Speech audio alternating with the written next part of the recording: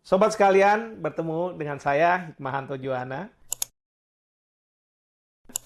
Kali ini agak berbeda dengan sebelum-sebelumnya, di mana sebelumnya saya memberi kuliah selama 9-10 menit.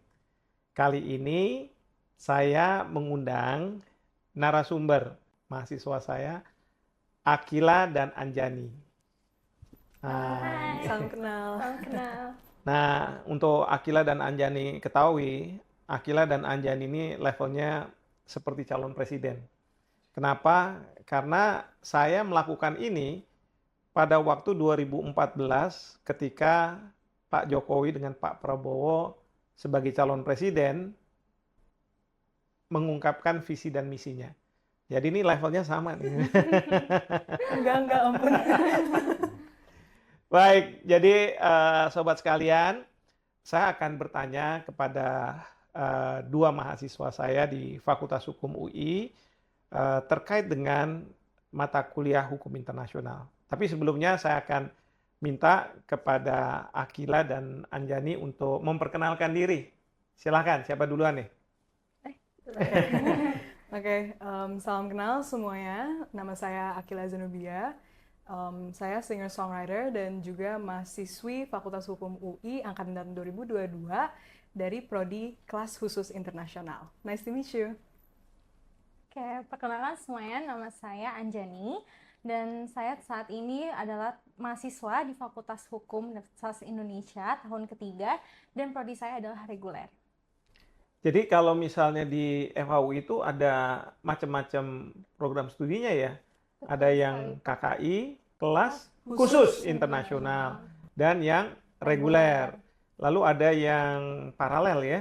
Dan satu lagi baru dibuka nih ekstensi untuk mereka-mereka yang mau meneruskan kuliah S1-nya di bidang hukum. Wah, jadi ini KKI dan reguler ya. Bedanya apa nih? Jangan-jangan bedanya cuma harganya aja.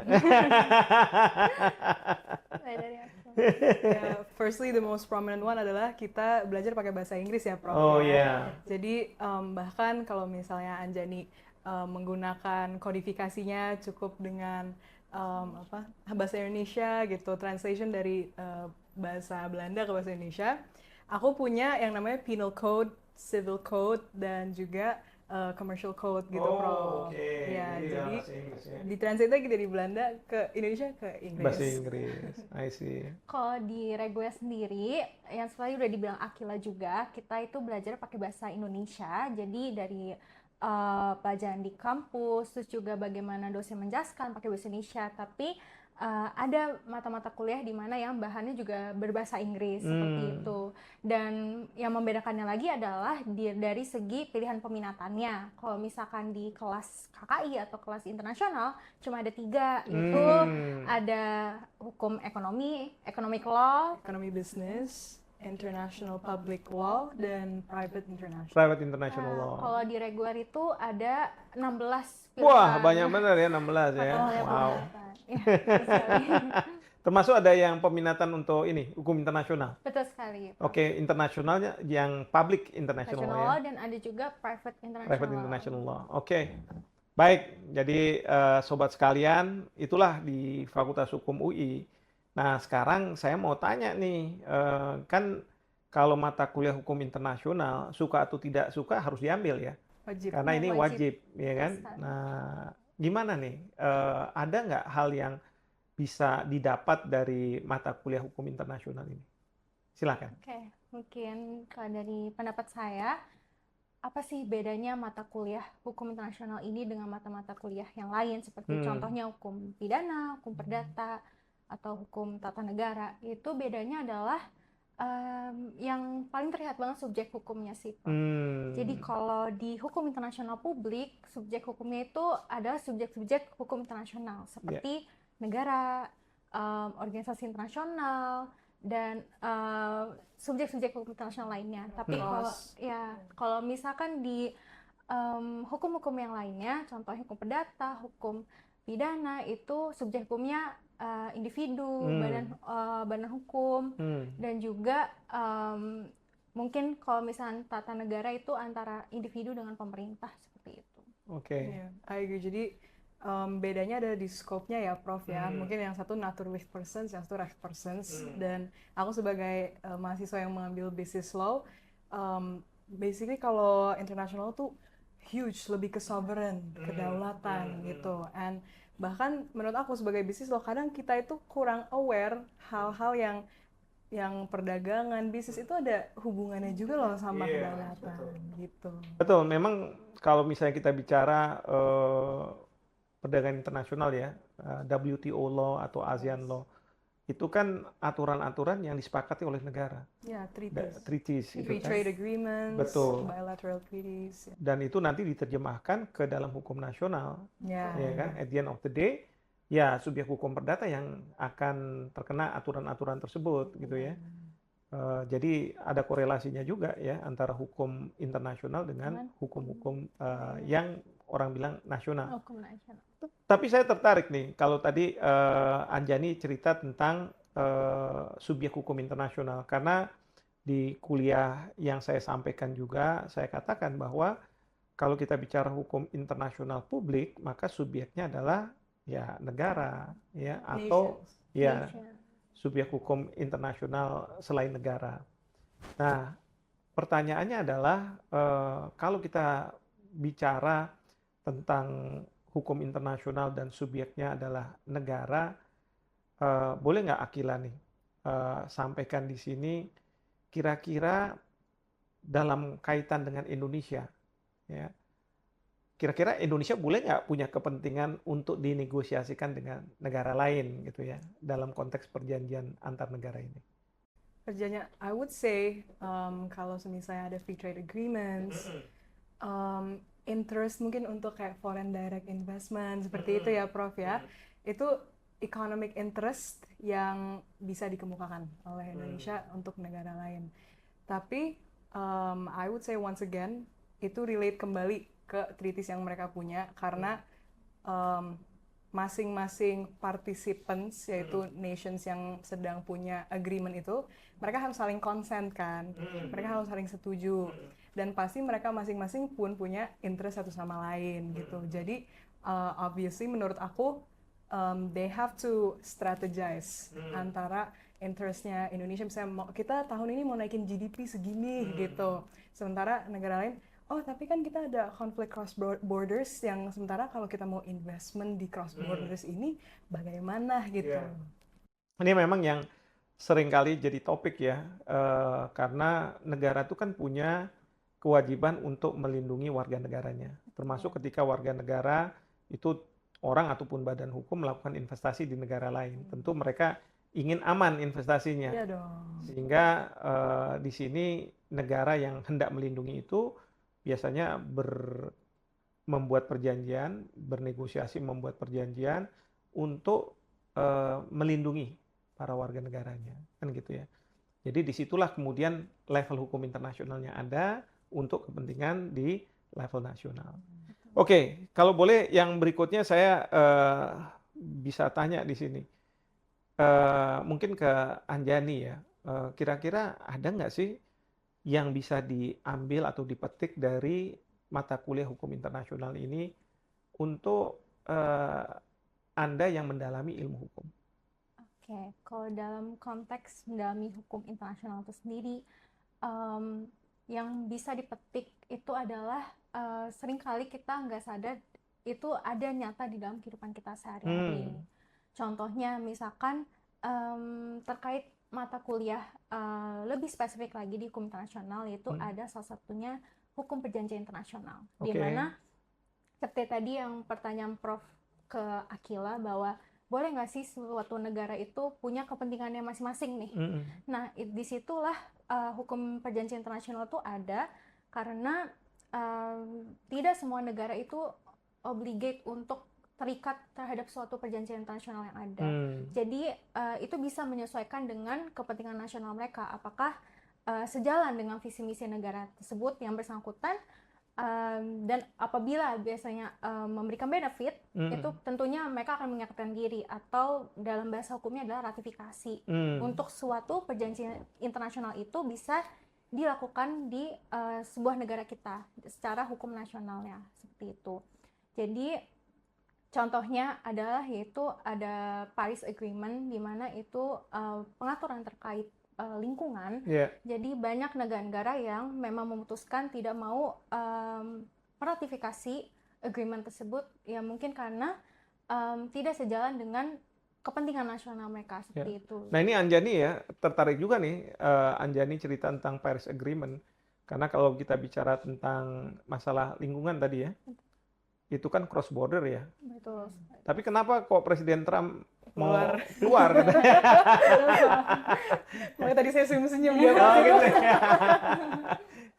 Boleh nggak ada yang bisa menjawab nggak nih kira-kira nih, kalau misalnya apa ini tidak sesuai dengan interest dari Amerika Serikat? Karena kadang-kadang kita nih, negara seperti Indonesia ini sering diceramain ya sama negara-negara Barat bahwa ini harus ikut ini, karena ini kepentingan kita. Anda negara berkembang ini paling banyak merusak lingkungan gitu kan. Hutan lah ini dan sebagainya. Tapi kok Trump agak beda? Apa Amerika Serikat sekarang udah berubah jadi negara berkembang atau gimana ya? Katanya gitu kan, first world country jadi third world country, sekarang kebalik. Oh gitu ya. Sekarang kita yang mencermai mereka ya. Golden power guys. Nah itu dia. Oke, tapi memang ini menariknya ya. Kalau misalnya kita lihat, memang sebagai negara dan sebagai pemerintah. Pemerintah kan negara sih tetap aja mungkin. Tapi kalau pemerintah mungkin 4 tahun, 5 tahun sekali kan berganti. Dan setiap pemimpinnya punya kebijakan, ya kan? Trump aja sekarang udah bilang katanya kita mau pull out dari WHO gitu kan? Betul. Ini kan WHO ini kan sebenarnya ya organisasi internasional, merupakan subjek hukum internasional yang mengurusi masalah kesehatan gitu ya. Tapi ya itulah dinamika di dalam gitu. Oke, kalau Akila sendiri gimana? Punya pandangan kira-kira ada nggak nih manfaat? Karena Akila nih konsentrasinya sekarang kan tadi bilang hukum bisnis ya. Ada nggak manfaatnya kira-kira Akila? Banyak. Pertama yang tadi Anjani juga udah sempat ngomong ya Prof, itu yang monoistic and dualistic, which is kalau dualistic itu kan berarti the country has to ratify the agreement. Nah, let's say di company ada CSR gitu misalnya, mau buat mining sector misalnya. Nah, Paris Agreement memang secara tidak langsung, memang dia tidak punya guidelines tentang enforcement-nya, memang tidak gitu. Tapi dia secara tidak langsung memang oblige the countries untuk gimana nih kalian cara nurunin emissions and whatever. Nah, mungkin cara Indonesia untuk nge-enforce itu adalah dengan mereka mewajibkan sekian banyak CSRs bagi misalnya mining sectors. Nah, menurut aku sebagai orang yang taking business, dan aku juga harus tahu tentang investment juga, karena kan itu saling ngaruh ya Prof ya. Pasar modal, foreign direct investments, itu relationship ke competition law juga antar perusahaan, persaingan perusahaan. Dan juga consumer protection, dan itu UN juga ada. Mereka trade development juga gitu. So, dan kita juga nanti bakal ngambil human rights juga ya, HUM juga. Iya. Jadi kepake banget menurut aku kalau aku masuk sebagai mahasiswi hukum bisnis dan tidak tahu secara konteks keseluruhan kenapa sih Indonesia punya interest apa untuk dia join treaty ini, join Paris Agreement, apa sih interestnya Indonesia gitu. Kalau kita sebagai mahasiswa hukum bisnis nggak tahu itu, menurut aku kita missing the bigger picture. Oke. Ya, because at the end of the day, dengan adanya perjanjian-perjanjian internasional, sebenarnya bisa mengharmoniskan hukum dari banyak negara kan gitu ya. Karena setiap negara tentu mengatakan kami punya kedaulatan, ya kan, kita bisa buat aturan sendiri. Tapi ternyata misalnya dalam masalah pidana ada hal-hal tertentu yang memang harus ada harmonisasi. Ambil contoh, ada orang lari ke suatu negara dan orang itu kita minta untuk diadili di Indonesia. Kan kita perlu ekstradisi, kan begitu ya. Nah, masalahnya adalah ada istilah dual criminality. Harus jahat di Indonesia dan jahat di negara tersebut. Kalau misalnya aturan ini tidak harmonis gitu ya, sulit untuk meminta si pelaku ini datang ke Indonesia. Nah, di sini makanya perlu ada aturan-aturan yang bisa disepakati oleh negara. Kalau misalnya pidana korupsi itu UNCAC ya, United Nations Convention Against Corruption, UNCAC. Ya, jadi menurut saya memang seperti Akila katakan bahwa ini pentingnya kita paham tentang hukum internasional karena meskipun setiap negara punya kewenangan untuk membuat hukum mereka sendiri berdasarkan kedaulatan, tetapi tetap negara itu tidak bisa hidup sendiri-sendiri. Kalau Anjani gimana? Ada hal yang bisa disampaikan dalam kaitan ini mungkin yang berkaitan dengan manfaat dari hukum internasional. Sekarang ini misalnya ya, kita tahu di Gaza ada serangan-serangan yang dilakukan oleh Israel kepada penduduk Palestina di Gaza. Kira-kira hukum internasional ini gimana nih menurut Anjani nih? Jadi kalau dari tadi penjelasan Prof Hik juga udah bilang kalau hukum internasional itu penting ya Prof untuk ada. Kenapa? Karena untuk membuat sebuah regulasi yang bisa disepakati oleh semua negara.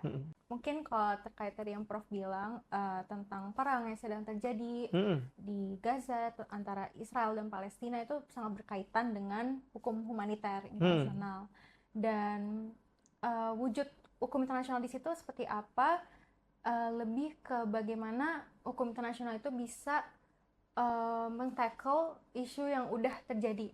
Istilahnya untuk bisa terjadinya gencatan senjata istilahnya yang sudah kemarin dilontarkan oleh ICC seperti itu ya Prof. Ya, jadi gini, ini menarik nih ya apa yang Anjani sampaikan bahwa ada hukum humaniter. Idenya hukum humaniter itu melindungi warga sipil yang tidak terlibat dalam perang kan, kombatan. Tapi juga ya refugees, terus kemudian orang-orang yang tidak mengangkat senjata itu harusnya tidak boleh diserang, rumah sakit gitu kan. Tetapi kenyataannya kan diserang juga. Di samping juga sebenarnya mengatur tentara itu boleh sih berperang, tapi ada aturannya, nggak bisa sembarangan gitu kan. Ibarat main tinju, ya kan kita boleh mukul lawan, tetapi kan juga di bagian mana, nggak boleh belakang kepala, nggak boleh belakang kepala dan lain sebagainya. Ada aturan. Nah itu hukum humaniter. Tapi memang menarik nih kalau misalnya kita lihat sebenarnya Israel sudah banyak nih menyalahi ketentuan-ketentuan yang berlaku di hukum humaniter. Ya mungkin juga Hamas juga melakukan hal yang sama ya. Maka dalam kaitan ini ICC mengeluarkan surat penangkapan kan mereka-mereka yang bertanggung jawab baik di Israel maupun di Hamas karena melanggar sebenarnya hukum humaniter internasional. Jadi yang perlu sobat ketahui bahwa yang akan diseret itu bukan negaranya sebenarnya, tapi pelaku-pelaku yang punya kewenangan melakukan tindakan-tindakan yang dikualifikasi sebagai pelanggaran HAM berat. Nah, beberapa kuliah yang lalu saya sudah bahas nih tentang individu yang punya kewenangan dan dia bisa diseret apabila dia melakukan kejahatan internasional. Baik, oke, saya sekarang akan beralih nih ke Akila. Akila kemarin habis magang atau istilahnya apa yang tepat ya? Observationship di salah satu firma hukum di Singapura. Boleh disebut?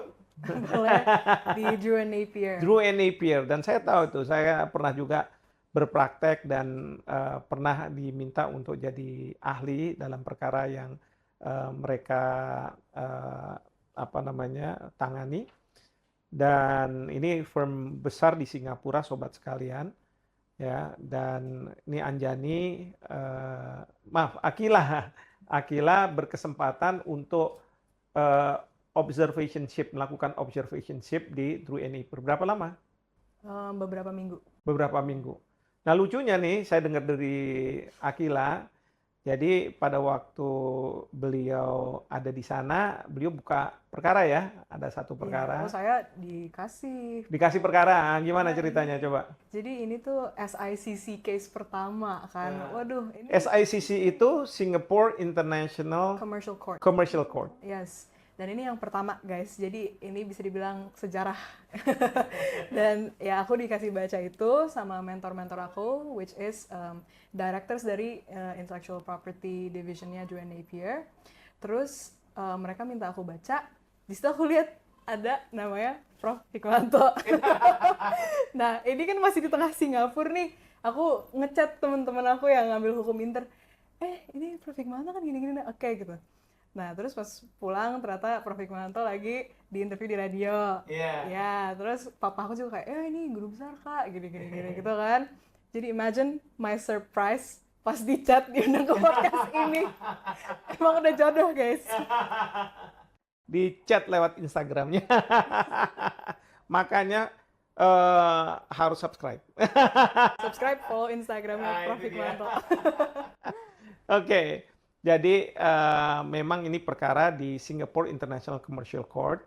Ini salah satu bagian dari Supreme Court Singapura ya, di mana dari berbagai pihak bisa bersengketa di sana, tidak harus yang Singapura gitu ya. Dan kemudian juga nanti ada hakim-hakimnya dari berbagai negara tuh di situ, mancanegara. Nah, kalau misalnya dari apa yang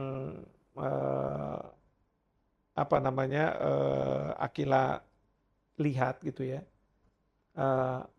ada nggak ya yang kaitan dengan hukum internasional?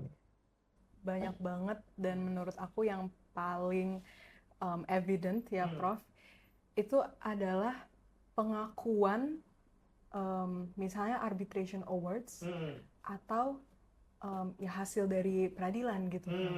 Karena antara negara yang common law dengan kita Indonesia yang continental law, itu kan harus selek gitu. Kenapa? Karena Indonesia merasa ya secara formalitas, sementara common law yang substantial, secara formalitas menurut Indonesia itu nggak bakal diakuin di Indonesia. Contohnya injunctions, sementara di sini harus final and binding. Nah, itu adalah bentuk dari sovereign masing-masing. Dan ini common law dan continental law ini tidak hanya Singapura dan Indonesia. Ini everywhere gitu. Ini dua kubu in the world gitu loh. Jadi menurut aku di situ evident banget, dan aku juga belajar tentang specifically divisi intellectual property kan Prof. Di situ ya obviously aku belajar TRIPS, WIPO, punya law tentang trademarks gitu-gitu. Apa sih itu? Ratification kah gitu. Itu kan perlu tahu gitu. Dan bagaimana pemerintah Indonesia misalnya punya dirjen haki gitu. Bagaimana mereka koordinat dengan WIPO gitu. Jadi itu menurut aku aspek internasional yang aku dapat selama berada di bawah divisi intellectual property itu. Oke. Ya memang menarik nih. At the end of the day, memang negara-negara ini ya karena ada perbedaan, karena kedaulatan tadi, harus menyelesaikan kedaulatan itu dengan perjanjian internasional yang masuk dalam kategori hukum internasional begitu ya. Saya jadi teringat nih apa yang Akila sampaikan ini terkait dengan putusan. Kan kita tahu nih putusan ada pengadilan tadi ya, tapi putusan arbitrase juga ada. Di Indonesia, kalau hukum Indonesia mengatakan pokoknya pasal 436 RV, kalau ada putusan luar negeri nggak akan kita akui. Ya, kalau mau diakui ya harus diulang lagi, dan pengadilan Indonesia tidak akan mengikuti apa yang sudah diputus di luar negeri. Sementara kalau arbitrase, karena kita sudah ikut dalam suatu perjanjian antar negara ya, mungkin pernah dengar Convention on the Recognition and Enforcement of Foreign Arbitral Awards. Sehingga apa? Kita punya kewajiban kalau ada putusan arbitrase dari negara di mana ikut dalam konvensi itu untuk bisa mengakui dan melaksanakan putusan tersebut. Nah, artinya apa? Kalau di arbitrase lebih maju nih, menggunakan perjanjian internasional ya. Tapi kalau pengadilan ya memang masih belum maju. Tapi kalau pengadilan tuh... Bukan saya ngomong. Ya, karena kalau di pengadilan banyak nih negara-negara mengatakan, masa kita cuma eksekutor aja gitu kan, jadi kayak algojonya, putusannya di mana, tapi kemudian dieksekusinya di Indonesia. Jadi mereka nggak mau, mereka bilang, nggak, ini sovereign right-nya Indonesia yang harus dipertahankan. Ya itu kembali lagi nih, masing-masing negara. Memang kalau yang putusan pengadilan ini agak kurang populer, karena kan pengadilan putusannya itu bisa berbagai macam. Tapi kalau arbitrase terbatas pada masalah Ya, paling tidak berkaitan dengan masalah bisnis dan perdagangan. Ya, Saya kira seperti itu ya. entity-nya beda. Entity-nya beda. Enforcement-nya juga di Jakpus Court tuh. Iya, di Indonesia ya, Central Benar-benar Jakarta arbitrase. Court. Iya, tapi juga banyak lagi nanti masalah-masalah, ya kan? Tapi nggak usah kita bahas sekarang. Nanti saya akan undang lagi. Tapi boleh nggak saya tanya nih? Nah, ini untuk dua-duanya nih harus jawab nih. Karena saya kan mengajar nih mata kuliah hukum internasional nih. Sekarang. Ya, udah lulus belum? Udah, Udah Prof. lulus. Jadi kalau udah lulus Tenang, tuh Prof. berarti bisa bebas menjawabnya, ya kan? Ya, Nah, moga-moga. gimana nih waktu saya mengajar kalau misalnya Anda lihat nih, ini tipe dosen yang galak kek atau yang gimana ya. Tapi kalau penilaian bukan dari saya loh ya, penilaian asisten. Lepas tangan ya Lepas liability-nya nih, Prof. Soalnya nih sobat-sobat sekalian, kalau di FWUI, kalau di kelas reguler sama paralel aja sampai 600 mahasiswa yang harus dikoreksi. Mana mungkin saya harus mengoreksi ya. Sementara kalau di KKI memang jumlahnya lebih sedikit ya. Tapi juga merepotkan juga. Tulisannya kadang-kadang tulisan jelek. Saya banget tuh. Silakan, gimana nih? Kalau menurut saya pandang pribadi, karena ngambil fokus di hukum internasional publik juga, jadi bisa dibilang terasa dekat banget lah ya dengan dosen-dosen hukum internasional publik. Dan kalau dari gaya mengajar Prof. Hik sendiri, bukan lebih galak sih, Prof. Enggak Prof, galak ya, bukan. amin. Tapi lebih ke tegas. Jadi gaya mengajar Prof. Hik itu adalah melontarkan pertanyaan kritis biasanya di awal kuliah. Jadi mahasiswa itu dipicu untuk bisa berpikir kritis. Kenapa sih ada sebuah peraturan seperti ini? Mengapa? Contohnya kalau dalam konteks hukum internasional publik, mengapa Indonesia mengambil keputusan untuk bernegosiasi seperti ini? Seperti itu sih, Prof. Oke. Kalau Akila gimana? Aku waktu itu pas ngambil hukum internasional publik di semester 3 ya, Prof. Ya. Ya sama, you like to give a prompt. Yeah. Terus nanti bisa kayak kalau ada yang nggak bisa jawab, move on to the next one. Sampai ada yang bisa jawab. Iya, nggak usah nunggu lama-lama. Terus nggak sebatas itu, guys. Jadi ditanya, mungkin kita juga punya legal opinion masing-masing. And you usually like to give legal references dari mana gitu. Harus anak hukum tuh kalau ngomong harus ada dasarnya. Iya, dasarnya apa? Kalau misalnya dibilang pendapat saya bilang, kamu nih mau jadi sarjana saya atau sarjana hukum? Nggak penting pendapat saya. SS sarjana saya. Gitu, Prof. Jadi, I think, I also agree with her. Jadi, mahasiswa tuh jadi kritis dan I think itu kayak cara memikat perhatian yang amat sangat gampang karena semua orang jadi kayak, abis ini cold call-nya saya kayak gitu. Tapi itu jadi bikin kita awake gitu. Iya. Gitu. Dan harus mempersiapkan kuliah kan? Iya, baca.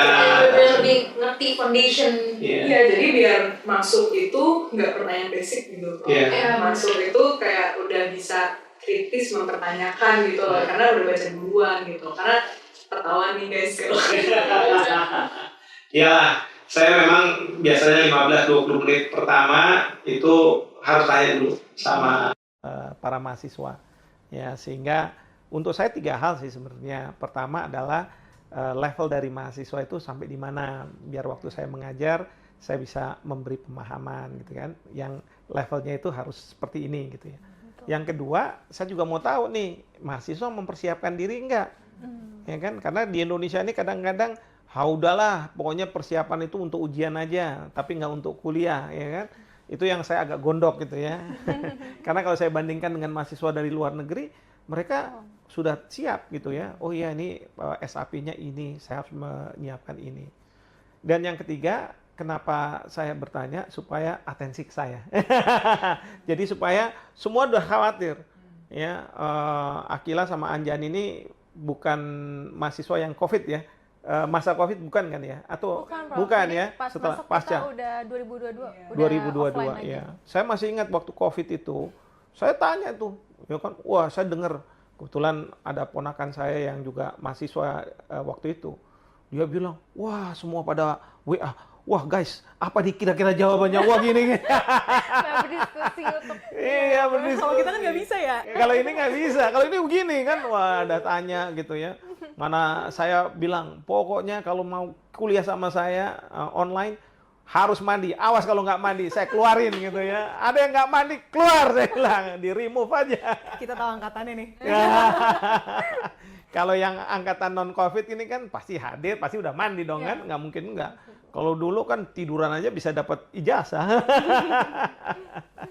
Oke, tapi kalau misalnya lain ya sama dosen-dosen yang lain ya pasti ya. Lain. Tentu ada yang sama mungkin, ada yang lain ya. Kita para dosen kan senang untuk melakukan improvisasi gitu ya. Yang penting adalah the message is carrying across gitu kan ke mahasiswa ya. Karena Prof. Hikmanto tuh suka banget two-way discussion. Gitu. Not just teaching, lupa. memaparkan materi. Iya, Tapi membuat mahasiswanya benar-benar ngerti nggak kita ini tentang materinya. basically interaktif lah gitu. Yes. Karena as a person juga Prof. Hikmanto rada gaul guys. Iya. Jadi aware banget sama current generations. Pengen tahu gitu pola pikirnya Gen Z gimana. Iya. Ya itu sobat-sobat sekalian, pentingnya kita belajar hukum internasional tadi sudah dipaparkan oleh Akila dan Anjani, lalu kemudian dari pengalaman-pengalaman mereka, dan juga kita akhiri dengan bagaimana saya mengajar di kelas gitu ya. Tentu setiap dosen punya cara mereka masing-masing. Yang penting adalah bagaimana pengetahuan itu bisa sampai, dan kemudian kalau saya berharap mahasiswa akan menelusuri lebih dalam lagi dengan membaca buku-buku yang relevan, dan buku-buku itu pasti banyak ya. Jadi jangan sampai kita hanya puas dengan membaca satu buku saja. Bacalah banyak buku. Misalnya saya ambil contoh hukum internasional, itu karangannya banyak sekali ya. Saya di Inggris pernah punya teman yang dikasih waktu 6 jam menjawab pertanyaannya simple. What is international law? Explain. Lalu dia bilang, ini kan gampang. 5 paragraf aja udah beres gitu kan. Memang sih dalam waktu 10 menit dia selesai. Ya, padahal waktu yang diberikan 6 jam gimana? Pastilah dia nggak lulus. Ya, ketika dia protes sama dosennya mengatakan bahwa ya saya nggak kasih kamu lulus karena apa? Lihat nih teman-temanmu. Dia membaca buku hukum internasional dari berbagai karangan dengan mengatakan according to ini international law is, according to ini international is. Nah, itu menunjukkan bahwa kita memang membaca. Yang kedua, dia katakan, kalau seperti itu saya baru kasih nilai B. Kenapa? Karena mahasiswa tidak melakukan analisa. Harusnya ada analisa. Compare and contrast. Kalau menurut ini begini, kenapa? Kalau menurut ini begitu, kenapa? Itu yang harus dilakukan. Nah, disitulah dari saya, ketika saya mengajar, saya ingin para mahasiswa tentu melakukan hal seperti itu, sehingga level kita ini bisa level tidak hanya Indonesia tapi dunia. Ya, itu maka kalau ikut kuliah lewat sosial media saya, walaupun saya bicara 9-10 menit, tapi tolong diperdalam lagi dengan berbagai buku. Kemarin saya sudah mendapat komentar ya terkait dengan apa yang saya kuliahkan, yang saya sendiri mungkin tidak paham, ya, tapi itu saya apresiasi. Nah, hal-hal yang seperti inilah yang kita harus terus lanjutkan. Sobat-sobat sekalian, saya harus mengakhiri karena sudah cukup lama. Dalam kesempatan ini saya ingin menyampaikan terima kasih kepada Akila, kepada Anjani. Kita Kami yang terima kasih Guru besar yang sudah bersedia nih hari libur nih. Kebetulan sekarang ini tahun baru Cina ya. Chinese New Year. Jadi saya ingin mengucapkan selamat tahun baru Imlek, Gong Xi Fat Chai. Chineng Kuai Le. Wah, Cina Kuang Il He. Ya. Demikian sampai kita bertemu di kesempatan lain dengan berbagai bahasan ya terkait dengan hukum internasional ini. Sekali lagi Akila, Anjani, terima kasih sudah bersedia hadir Dan jangan bosan, mudah-mudahan nanti saya akan undang lagi untuk isu yang lain. Terima kasih, Terima Prof. kasih.